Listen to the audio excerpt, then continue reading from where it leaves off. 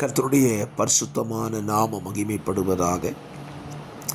ஆசீர்வாதமான ஒரு கால வேளையிலையும் அனுதினமன்னா என்ற வேத தியானத்தினால் உங்களை சந்திப்பதில் மிகுந்த சந்தோஷம். கிருபையாய் தந்த ஒரு நல்ல நாளுக்காக கர்த்தரை துதிப்போம். இந்த நாள் உங்களுக்கு ஆசீர்வாதமாய் இருக்கட்டும்.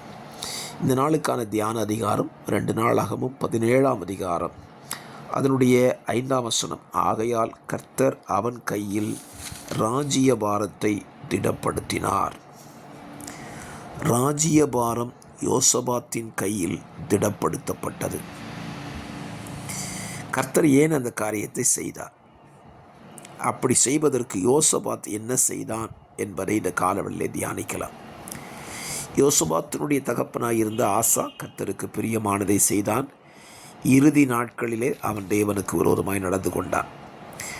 அவன் முடிவுக்கு பிறகு யோசபாத் ராஜாவான பொழுது அவன் கையில் தேவன் ராஜ்யபாரத்தை ஸ்திரப்படுத்துகிறார்.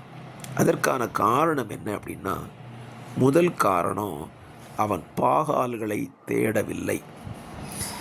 2வது காரணம், அவன் தாவீதின் வழிகளில், முன்னாட்களில் இருந்த தாவீதினுடைய வழிகளில் நடந்தான். தன் தகப்பனுடைய தேவனை தேடினான். கற்பனைகளின்படி நடந்து கொண்டான்.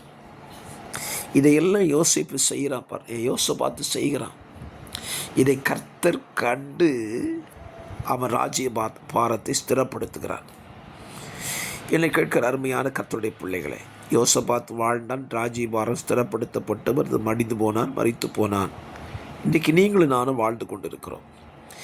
தேவன் நம்மை வைத்திருக்கிற ஸ்தானத்தில் அவர் நம்மை திடப்படுத்த வேண்டுமானால், நம்மை நிலைப்படுத்த வேண்டுமானால் நாம் செய்ய வேண்டியது என்ன? யோசபாத்தை போல தகப்பனுடைய முற்பிதாக்கள் பரிசுத்தவான்களுடைய வழிகளில் நடக்கணும். அந்நிய தெய்வங்களை நம்ம தேடாமல் இருக்கணும். கற்பனைகளின்படி நம்ம வாழணும். இப்படி செய்தால் தேவன் நம்மை ஸ்திரப்படுத்துவார்.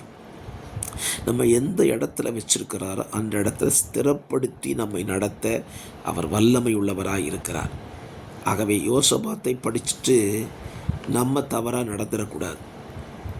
யோசபாத்தோடு கர்த்தர் இருந்தார், அவன் ராஜ்யபாரத்தை ஸ்திரப்படுத்தினார். அதே போல உங்களோடு கர்த்தர் இருப்பாராக. உங்களுடைய ராஜ்யபாரத்தை, உங்கள் வேலையை, உங்களுடைய ஊழியத்தை கர்த்தர் ஸ்திரப்படுத்துவாராக. அதற்கு நீங்கள் பாத்திரவான்களாய் நடந்து கொள்ளுங்கள். யோசபாத்தை போல நடந்து கொள்ளுங்கள். நிச்சயமாய் கர்த்தர் உங்களையும் யோசபாத்தை போல ஸ்திரப்படுத்தி, பலப்படுத்தி, நிலைநிறுத்தி காத்துக்கொள்வாராக. பரிசுத்த பிதாவே, இந்த காலவேளையிலே யோசபாத்தை போல எங்கள் வாழ்க்கையும் அமைந்துவிடத்தக்கதாக கர்த்தர் கிருபை செய்யுங்க. வசனத்துக்கு ஒப்பு கொடுக்கிறோம். ஆவியானவர் பொறுப்படுத்திக் கொள்ளும். இயேசுவின் நாமத்தில் பிதாவே, ஆமேன்.